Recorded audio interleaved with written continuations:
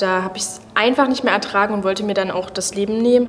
Der Ausstieg war die schwierigste Entscheidung, die ich je in meinem Leben treffen musste. Hallihallo, ich bin Sophie Jones, ich bin 25 Jahre alt, ich komme aus der Nähe von Leipzig. Ich bin Sektenaussteigerin, Autorin und Bibliothekarin. Ich wurde in die Gemeinschaft der Zeugen Jehovas hineingeboren. Meine Eltern waren beide aktive Zeugen Jehovas, somit haben sie mich auch nach diesen Lehren großgezogen. Also ich habe in der Kindheit nie Geburtstag gefeiert, Weihnachten gefeiert oder mich verkleidet an Halloween. Ja, ich war es einfach gewohnt, für mich war das normal. Dann wurde im Zuge der Trennung meiner Eltern mein Vater aus der Gemeinschaft ausgeschlossen. Meine Mutter ist weiter Zeugen Jehovas geblieben. Ich bin bei ihr weiter gewesen. Musste den Kontakt zu meinem Vater abbrechen, weil er ausgeschlossen war, und als aktiver Zeuge Jehovas darf man keinen Kontakt zu Ausgeschlossenen haben, auch wenn es die eigene Familie ist. Das hat mich dann echt richtig mitgenommen, also ich habe dann wirklich Depressionen gekriegt und habe eigentlich nur geheult, weil ich auch nicht verstanden habe, warum es mir so schlecht geht und warum ich meinen eigenen Vater verleugnen muss. Und das hat eigentlich so mein Nachdenken ins Rollen gebracht, dass ich dann gemerkt habe, okay, warum fühle ich mich denn so? Wenn es das ist, was Gott will, müsste es mir doch gut gehen, dann müsste er mich doch segnen, dann müsste ich doch wahnsinnig glücklich sein. Und ich war aber einfach nur wahnsinnig unglücklich. Also ich muss sagen, dass ich jetzt so glücklich bin, wie ich es niemals für möglich gehalten hätte. Und schon allein dieser Weg dorthin war für mich einfach von so vielen Wow-Momenten geprägt. Die Sachen, die mich noch bewegt haben, auszusteigen, war zum einen, dass Bluttransfusionen verboten sind.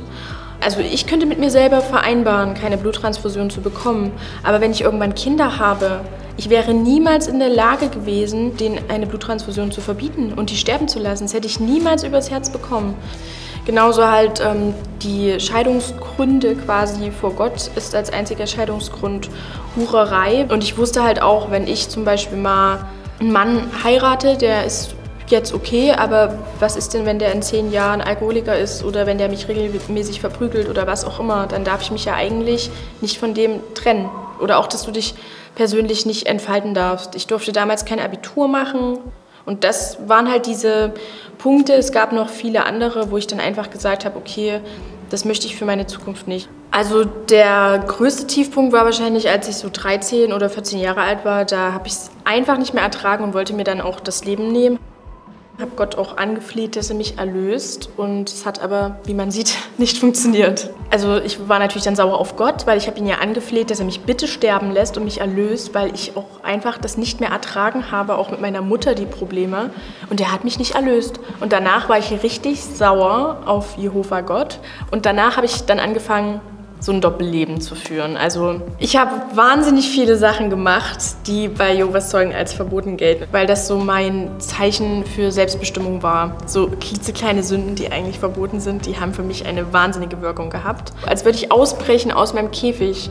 Zum Beispiel habe ich mir von einer aus meiner Schule Zigaretten mitbringen lassen, und dann, wo ich ausgestiegen war, habe ich mich tatsächlich auch tätowieren lassen gleich, weil ich das für mich einfach gebraucht habe, so als Meilenstein. Oder viele Dinge mit Junge rumknutschen und was weiß ich, solche Sachen. Das waren so kleine Keks für mich. Also von Religionen an sich halte ich tatsächlich nicht so viel, aber ich finde persönlichen Glauben sehr, sehr wichtig. Sich vielleicht auch irgendein kleines Ritual suchen, was ihm irgendwo ein bisschen Halt gibt. Der Ausstieg war die schwierigste Entscheidung, die ich je in meinem Leben treffen musste. Du wirst geächtet und das muss dir klar sein, wenn du aussteigst. In diesem Moment, wo ich so diesen Schritt nach draußen gegangen habe, das war, als hätte ich die Tür zu meinem neuen Leben geöffnet. Eine wahnsinnige Befreiung, weil ich einfach dachte, die Last der Nationen fällt von meinen Schultern. Ich hatte immer ein Bild im Kopf von so einer Traumfrau, aber ich habe nie in Betracht gezogen, dass ich diese Traumfrau sein könnte, dass ich dieser Mensch werden könnte, der mit sich auch irgendwo im Reinen ist. Ich kann jetzt tatsächlich Möglichkeiten ergreifen und selbst bestimmen, wer ich werden möchte.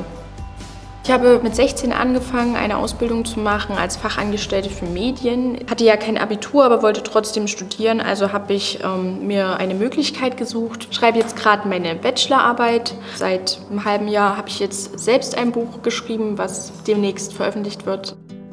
Mein Motto ist, kreiere dir das Leben, bei dem du es gar nicht erwarten kannst, früh aus dem Bett zu kommen. Punkt. Für mehr Motivation abonniert den Kanal. Womit habe ich es verdient, dass ich so glücklich bin? Ich fühle mich jetzt irgendwie gesegnet, obwohl ich jetzt gar nicht mehr so gläubig bin. Und als ich dann mit 23 mein erstes YouTube-Video veröffentlicht habe, wo ich der Welt meine Erfahrung mitgeteilt habe, es war eigentlich nur für mich, aber ich kann das, was ich erlebt habe, nutzen, diese schlimmen Geschehnisse quasi, um jemand anderem Mut zu machen. Und das hat mich so richtig befreit. Also ich würde jemanden, der in der ähnlichen Situation ist, immer raten, daran zu denken, was er für Möglichkeiten hat. Dankbar bin ich echt für alles. Also ich wüsste nicht, wo ich anfangen und aufhören soll. Komplettes Leben, einfach alles. Dankeschön.